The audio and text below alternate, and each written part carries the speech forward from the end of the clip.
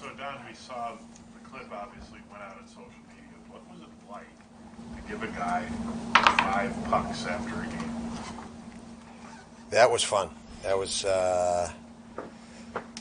it was a spur of the moment because Chris Durkin handed me the 5 pucks, which I thought was incredible that the scorekeepers kept them after each goal, and pretty special to be able to do that um, at the highest level in the NHL, and to know and watch how many hours and obstacles Tage Thompson has put in and had to overcome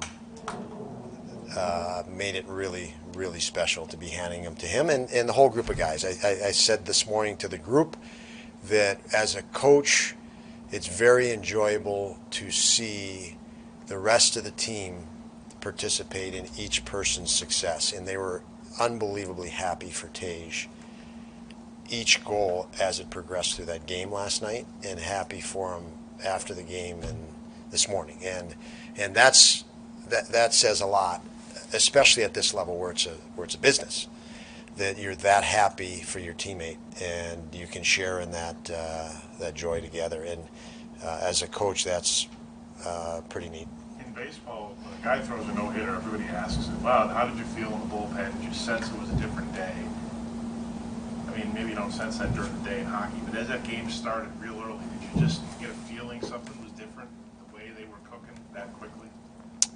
Well, I knew Columbus was coming off a back-to-back and a depleted roster on the back end, and that's tough. We all know that. We've been through that, and this league is getting tougher and tougher as salary cap era is more into it. 15 years in, there's less room every year for free agents. There's more money spent and less flexibility for teams, and you start to see the greater impact of injuries on each roster because of that.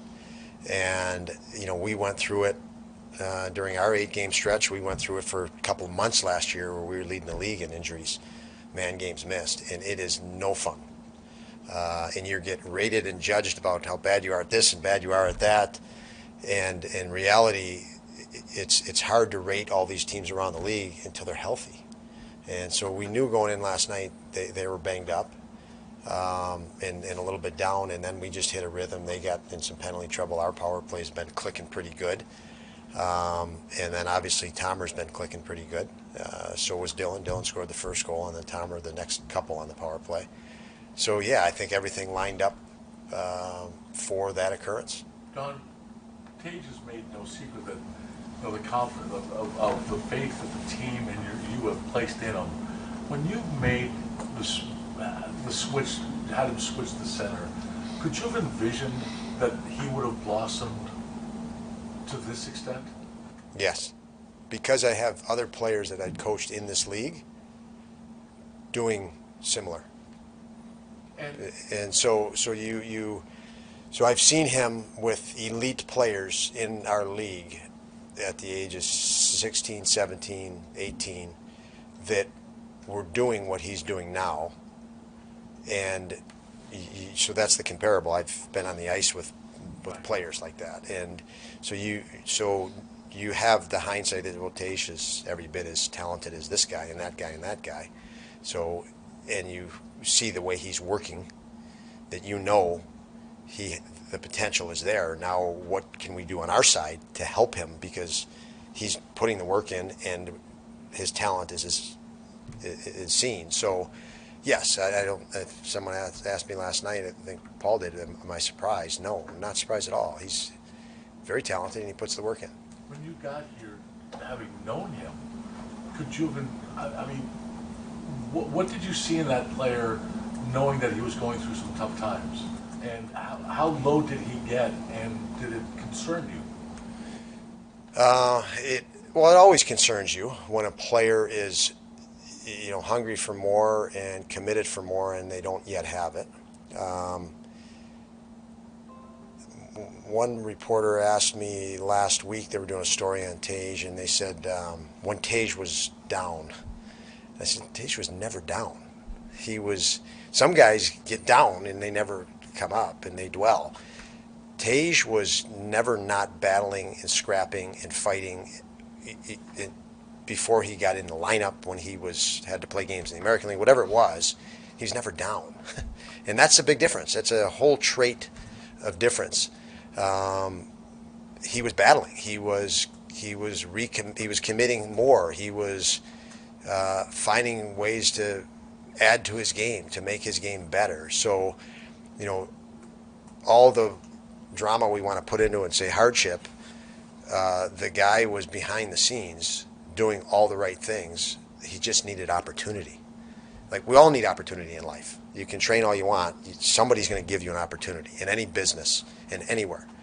And I saw a guy that was doing all the things. He just needed opportunity. And I had the hindsight of 5 years or so with him or more at that point. So, no, yeah. As far as, Tage, I'm sure, you seem smiling, as I'm sure you enjoyed last night, but, talking to him, it's just, okay, on to the next thing. Does that kind of explain some of the success, just the way he handles an event like that he just kind of moves on almost? Yep, it does. I think it's a good pickup by you, Bill, because I think that's an incredibly underappreciated trait. You can't live in the past, and he scored 6 points, and that was yesterday. And in our business, specifically, it's no good anymore. So he takes that and uses, but he takes that experience, and it's helped him.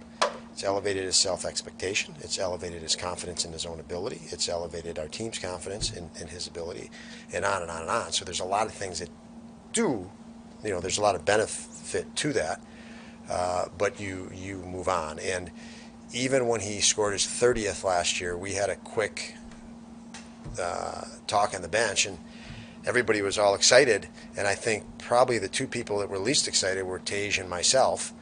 And I leaned over to him and said, "You and I both know there's a lot more than 30, and that's just the way he processes. And all the great athletes, I think, and goal scorers in this case, their focus is on the next goal. That's what makes them great. Just the one goal, and he just wants to score the next goal. And I don't think he's worried about 50 or 60 or 80 or 100. He just wants the next goal, and that ability to just stay focused on that is very challenging in this industry, in any industry, to stay in the moment. But he's pretty much in the moment. Yesterday was yesterday, and he was out there today, dialed in. The focus obviously is on him right now because of 5 goals, but when you look at that line, the way Skinner's creating goals with all the assists, Tucker's getting first line chances, what's the lesson that line can give your entire team? It's funny you say that, because I think the Cousins line is actually giving them lessons too at the same time. So I think we have lines feeding off each other. I think when Jost joined us, his veteran experience with Girgensons and Okposo gave us a pretty good jolt, and it might have started there, where we started to have more unity and uniform look with the forward lines. So yes, I think the Thompson line is definitely positively affecting other lines, but at the same time, Cousins line, was that line inspired because Cousins was second star of the week this week?